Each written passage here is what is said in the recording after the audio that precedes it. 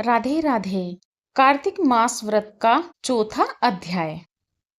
कार्तिक मास व्रत कथा के चौथे अध्याय में भगवान ऋषि सूत जी नारद जी को आगे बताते हैं कि भगवान मछली के समान रूप धारण कर विंध्यावासी कश्यप ऋषि की अंजलि में आ पहुंचे। मछली ना तो कमंडल और ना ही तालाब में समा रही थी।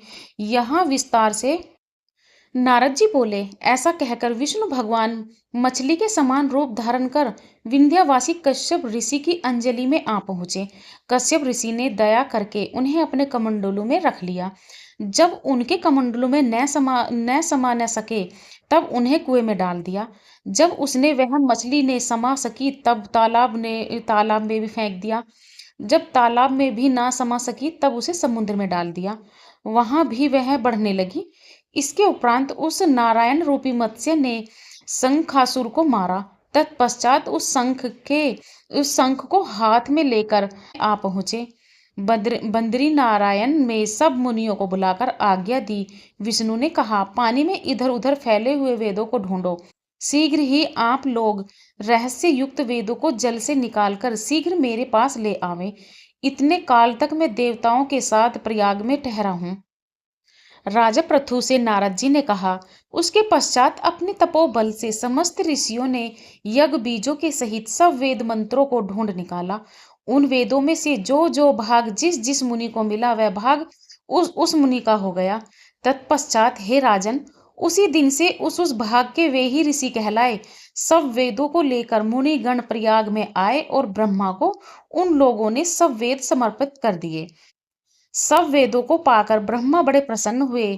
तुरंत ही उन्होंने देवता तथा ऋषियों के साथ अश्वमेघ यज्ञ किया। यज्ञ के अंत में देवता गंधर्व यक्ष नाग और ग्राहक गण विष्णु को भूमि में दंडवत करके प्रार्थना करने लगे। देवताओं गणों ने कहा, हे देवदेव, हे जगन्नाथ, हे प्रभु, हम लोगों की प्रार्थना सुनिए। हम लोगों के हर्ष का समय है, इससे आप हमें वरदान दीजिए। इस स्थान में नष्ट हुए वेद पुनः ब्रह्मा को मिले हैं। हे लक्ष्मीपते, आपकी अनुकंपा से हम लोगों को यज्ञ का भाग यही मिला है। इसलिए यह स्थान आपके प्रसाद से आज से पृथ्वी भर में सर्व प्रधान पुण्य को बढ़ाने वाला, मुक्ति और भुक्ति को देने वाला होवे। ब्रह्माद्यादिक महान पापों का नाश करने वाला आज का यह समय भी परम पवित्र और अक्षय फलदाता हो, ऐसा वरदान हम लोगों को दीजिए। श्री विष्णु भगवान ने कहा, आप लोगों ने जो कुछ कहा वही हमारा ही ध्येय है। जैसा आप लोगों ने मुझसे कहा है वैसा ही यह ब्रह्म क्षेत्र जगत प्रसिद्ध होगा। सूर्य वंश में उत्पन्न राजा भागीरथ गंगा जी को यहाँ पर लावेंगे और गंगा जी का सूर्य पुत्री यमुना जी के साथ यहाँ पर संगम होगा।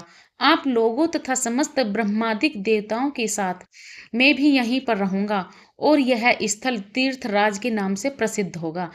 यज्ञ दान व्रत हवन जप और पूजादिक कृत्य यहाँ पर सदा अनंत फल देने वाले और मोक्षदायी होंगे। 7 जन्मों के लिए हुए ब्रह्माद्यादि महापाप भी इस तीर्थराज के दर्शन मात्र से ही उसी समय नष्ट हो जाएंगे। जो बुद्धिमान मनुष्य मेरे सन्निकट तीर्थराज में शरीर त्याग करेंगे वे मेरे ही शरीर में मिल जाएंगे, फिर उनका पुनः जन्म नहीं होगा। जो प्राणी यहाँ अपने पितरों के उद्देश्य से श्राद्ध करेंगे उनके पितर साक्षात मेरे समान रूप वाले हो जाएंगे। यह समय भी समस्त प्राणियों को महापुण्य फल देने वाला होगा। जो लोग इस तीर्थराज में मकर राशि के सूर्य माघ में स्नान करेंगे उनके समस्त पाप विनष्ट हो जाएंगे। मकर की संक्रांति होने पर माघ मास में प्रातः काल स्नान करने वालों के केवल दर्शन मात्र से ही सब पाप विनष्ट हो जाते हैं। जैसे सूर्य के तेज से अंधकार का नाश हो जाता है, माघ के महीने में मकर की संक्रांति में के होने पर स्नान करने वाले प्राणियों को मैं सालोक्य अपना लोक, सामीप्य अपने समक्ष, सारूप्य अपना स्वरूप, इन तीनों मुक्तियों को प्रदान करता हूँ। हे मुनिवर्य, आप लोग मेरे शब्दों को सुनिए। मैं सर्वत्र व्याप्त रहता हुआ सर्वदा बद्रिकारण्य में निवास करता हूँ। अनन्यत्र सैकड़ों वर्ष तप करने पर जो फल प्राप्त होता है वही फल यहाँ एक दिन में मिल जाएगा।